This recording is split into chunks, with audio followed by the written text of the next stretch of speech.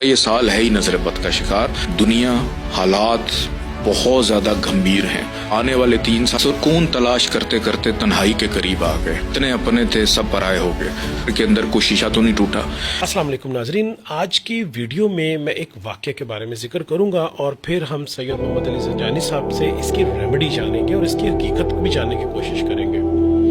چونکہ جیسا کہ آپ کے علم میں ہے کہ بہت سارے لوگ کچھ چیزیں جاننے کے لیے ہم سے رابطہ کرتے ہیں روحانی علاج، روحانی رہنمائی کے لیے. تو ایک ایسا واقعہ میں آپ کو بتانا چاہتا ہوں کہ ایک صاحب ہیں، انہوں نے مجھ سے رابطہ کیا زنجانی صاحب کی ٹیم میں کہ لاکھوں کروڑوں روپے لگا کے انہوں نے ایک بہت بڑا گھر تعمیر کیا.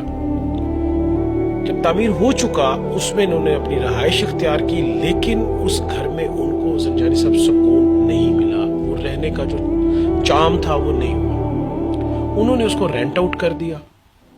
اب وہ بتا رہے ہیں کہ پچھلے 2.5 سال سے وہ 6 سے 7 لوگوں کو وہ رینٹ آؤٹ کر چکے ہیں. لیکن ہوتا یہ ہے کہ وہ رینٹ آؤٹ کرتے ہیں، جو آ کے رہنا چاہتے ہیں کرایہ دار، وہ 15 دن بعد، مہینے بعد چلے جاتے ہیں. جب گھر آتے ہیں تو کبھی کوئی کوا مرا ہوا ملتا ہے صحن میں، کبھی کچھ ایسی پیرانارمل چیزیں ہونا شروع ہو جاتی ہیں کہ جس کی وجہ سے وہ پریشان ہیں. لیکن بلیوں کی بہتات ہے اس گھر میں.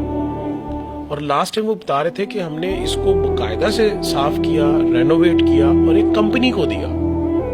کمپنی بھی 2 مہینے بعد چھوڑ کے چلی گئی. یہ کیا ایسا حقیقت میں ہوتا ہے؟